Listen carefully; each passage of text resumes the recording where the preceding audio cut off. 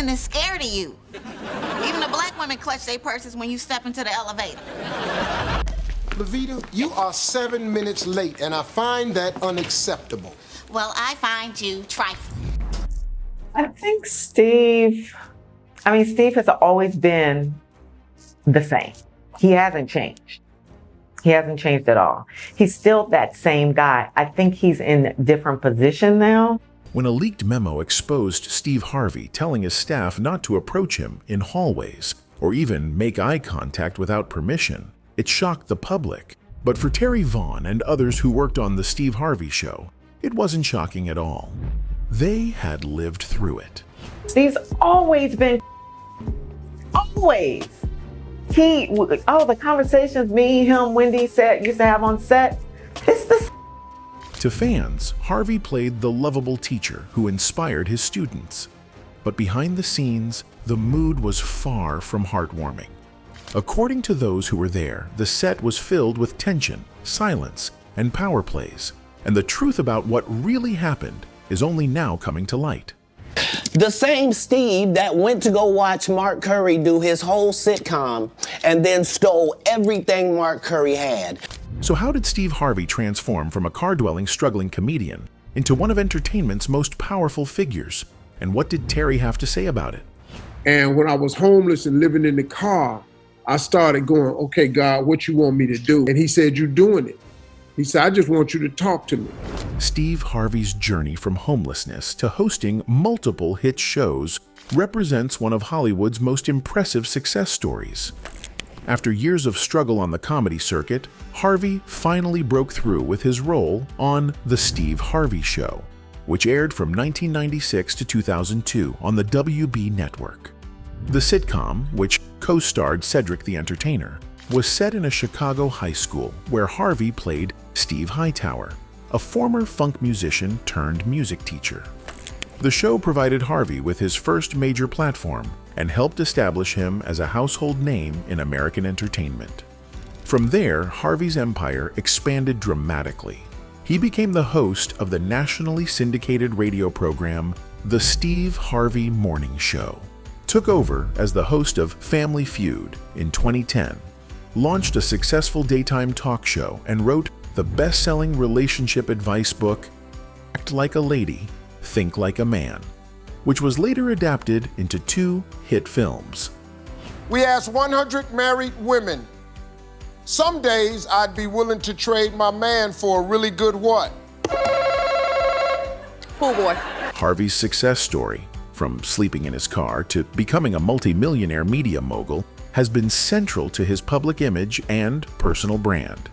He often references his difficult early years as proof of his work ethic and determination, qualities that have endeared him to millions of fans who admire his apparent rags-to-riches transformation.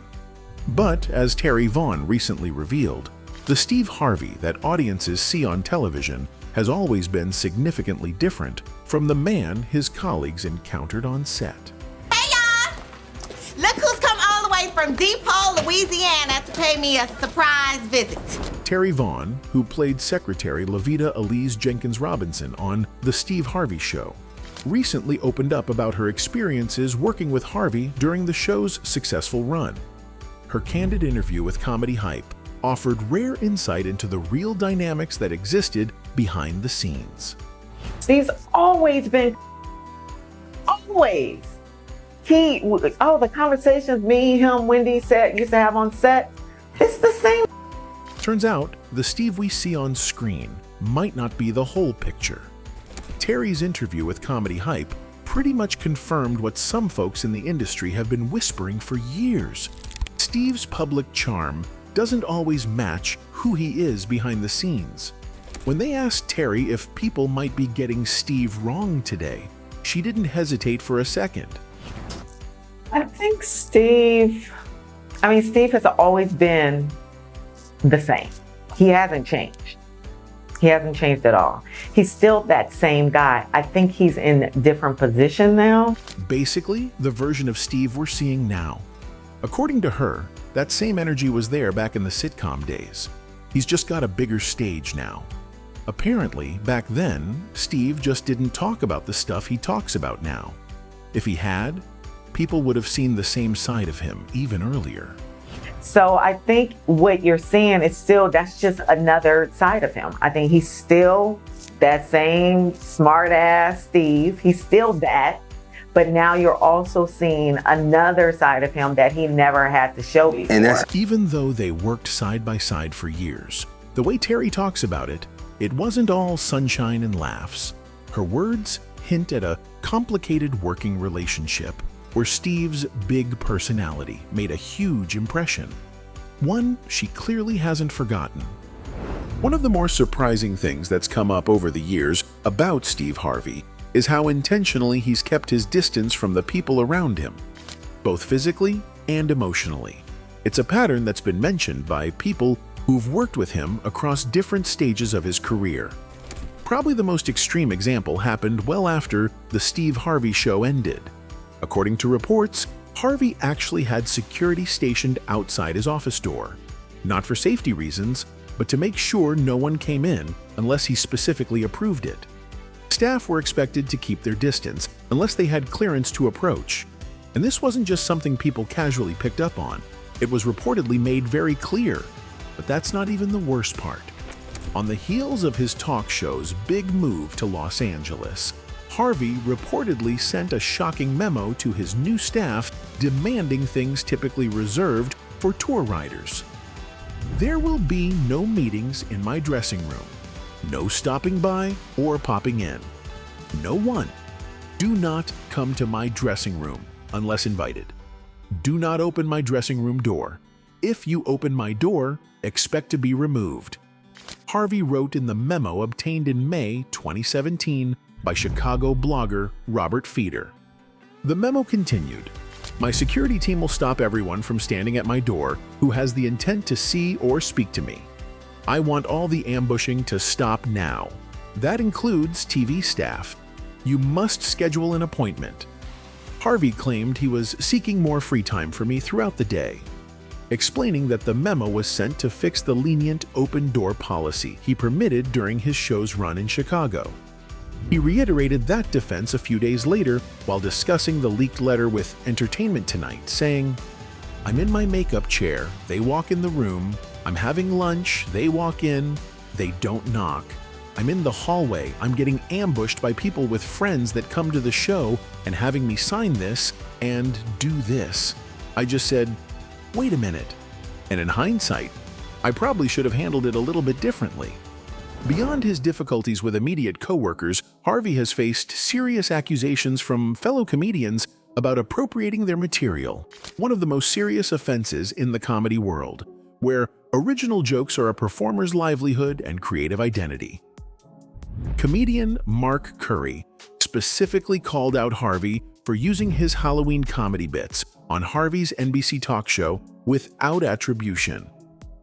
For context, here's the joke Curry was talking about. Halloween was a trip. Halloween, we couldn't afford no Halloween costumes. Mama sent us down to the liquor store, put boxes on us. I think we UPS, I guess. I don't know. And here's Steve's version. You've heard me say that every Halloween I had the same outfit on. I just had a brown box. And he just told me to tell everybody I was a UPS man. Now, to make matters worse, Curry alleged that Steve allegedly stole his comedic material not just once, but twice. My thing with Steve Harvey is that he used my material on both his platforms. Yeah. After I talked to him, I saw him at Def Jam, I went up and talked to him, I said, man, you're using my material.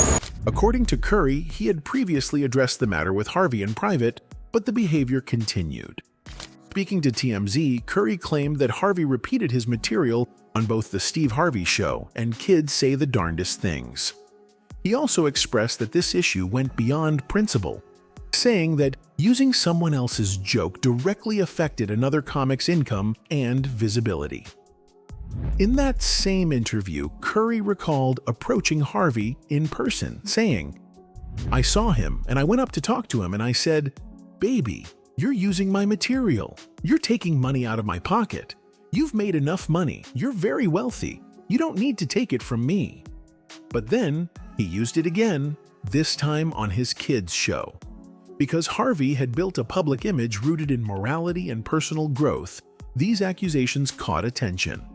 Many expected a calm response, but Harvey reacted strongly. I'm getting sick of this right here. Yeah. Mark Curry need to grow up. Steve Harvey ain't been on stage since 2015. Well, he said he used him on one of your shows. Ask Mark Curry what joke he talking about. Harvey denied the allegations outright. He emphasized that he hadn't done stand-up comedy since 2015 and questioned whether Curry could even identify the specific joke he claimed had been taken. When asked about the bit Curry said aired on Little Big Shots, Harvey appeared dismissive and frustrated by the suggestion. The situation escalated further as Harvey insisted he had never stolen material in his decades-long career and suggested that the accusations lacked credibility. Are you kidding me? He said that he confronted you about it before, and then even And after he that, he used still it again. ain't said what joke it is. Get a life, get a career. Go Right. do something, man. Harvey also reiterated that he hadn't been actively performing stand-up for years, referring to himself in the third person. Steve Harvey ain't been on stage since 2015. He finished with, "Ask Mark Curry what joke he talking about. Tell him to grow up, man." Despite the denials, Curry pushed back with more than words. In a now deleted Instagram video, he attempted to present evidence that supported his claims. In the video, he compared a scene from his 1990s sitcom Hanging with Mr. Cooper with a segment from Harvey's talk show. In Curry's version, he described a Halloween costume made out of a brown box, pretending to be a UPS delivery man. Harvey's version, delivered in 2015, included nearly identical phrasing. "Every Halloween, I had the same outfit on. Every year, I just had a brown box," he said to his audience before calling himself a UPS man. Even more serious were claims from controversial comedian Cat Williams, who alleged that Harvey's entire character concept for The Steve Harvey Show, including his role as a teacher and his specific style, was lifted from Mark Curry's show Hangin' with Mr. Cooper. Williams made these claims during an appearance on Club Shay Shay, where he didn't hold back about his feelings toward Harvey. The same Steve that went to go watch Mark Curry do his whole sitcom and then stole everything Mark Curry had. Now Steve got a sitcom where he the principal and he wear a suit. Fans who watched both shows could see the similarities themselves, raising questions about how much of Harvey's success came from his own creativity versus borrowing from others. This pattern of alleged idea-taking might explain some of the tension between Harvey and others in the entertainment community. Outside of the comedy world, Steve Harvey's professional relationships have raised some eyebrows, especially when it comes to his support of Bill Cosby. Even after serious accusations of assault came out against Cosby, Harvey stood by him, and that left a lot of people questioning his judgment. Back in 2017, during an interview with The Hollywood Reporter, Harvey explained that he still considered Cosby a friend. He said that when he first heard about the situation, he reached out to check on him. That support didn't stop, even as more women came forward with allegations, which eventually led to Cosby being convicted, though the conviction was later overturned on a technicality. Harvey shared a bit of a conversation he had with Cosby, where Cosby apparently told him to stay away so Harvey wouldn't get caught up in the controversy. Harvey seemed to view that as a thoughtful move on Cosby's part, like he was trying to protect him from public backlash. Now, some people saw Harvey's loyalty as a positive thing, supporting a friend during a tough time. But others felt it sent the wrong message, especially given how serious the allegations were. Either way, his stance added another layer to how people viewed him, not just as a comedian or host, but as a public figure with influence. And Harvey wasn't the only one. He pointed out that others from The Cosby Show, like Felicia Rashad and Kesha Knight-Pulliam, had also stood by Cosby. In any case, Harvey's personal relationships show some of the same patterns as his professional ones. He's been married 3 times, with his first wife, Marcia Harvey, claiming he began living with his second wife-to-be, Mary Shackelford, before their divorce was even finalized in 1994. Later, Shackelford made similar claims about Harvey's relationship with his current wife, Marjorie, whom he married in 2007 after divorcing Shackelford in 2005. Harvey married his first wife, Marcia, in 1980, as his comedy career was just starting to take off. The couple had 3 children together before divorcing in 1994. However, they separated in 1990, a year before their 3rd child was born. The timing of these events created a complicated picture of his approach to family relationships. These relationship overlaps led to legal fights over child support and claims of abandonment.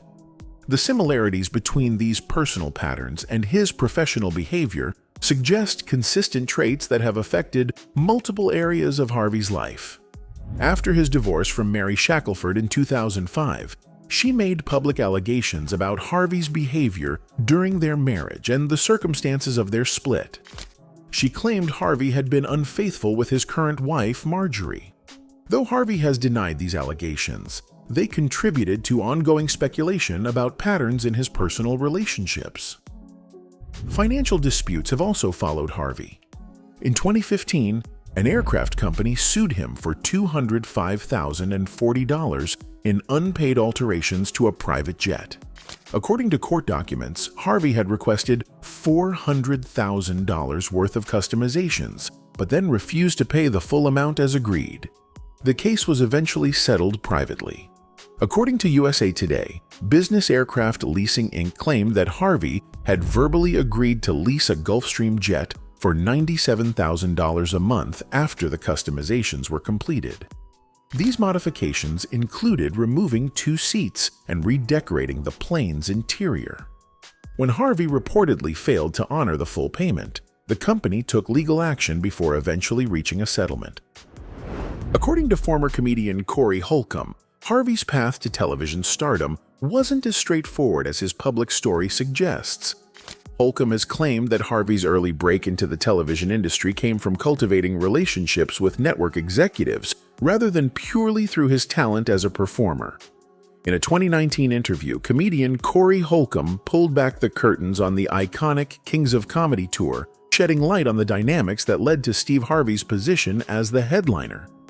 Holcomb provided a candid account of Harvey's journey, suggesting that despite initial struggles, Harvey managed to carve a successful path through unconventional means. Holcomb revealed that due to Harvey's frequent struggles on stage, the tour organizers decided to shift him from the headlining spot to the role of the host. This move was intended to spare Harvey from potential nightly booing and ensure the smooth flow of the show. They made Steve the host, so Steve can't get booed every night. However, according to Holcomb, Harvey found a way to turn the situation to his advantage, eventually evolving into a multi-talented entertainer. Holcomb acknowledged that, despite perceptions of Harvey lacking talent in stand-up comedy, Harvey managed to rise to prominence. Holcomb humorously asserted that Harvey found a way to become that guy with talent, despite not being conventionally skilled. Now, whether these accounts are accurate or not, what's undeniable is Harvey's remarkable ability to reinvent himself across multiple platforms, from stand-up comedy to sitcoms, from radio to game shows, and from books to motivational speaking. Harvey has demonstrated extraordinary versatility and business acumen in building his entertainment empire. Anyway, beyond Harvey's personal behavior, the Steve Harvey Show itself wasn't immune to criticism during its run. While the Steve Harvey Show brought plenty of laughs and became a favorite for many fans in the late 90s and early 2000s, it wasn't without its share of criticism.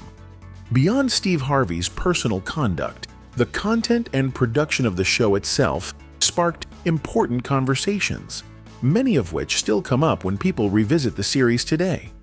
One of the main concerns centered around how gender roles were portrayed.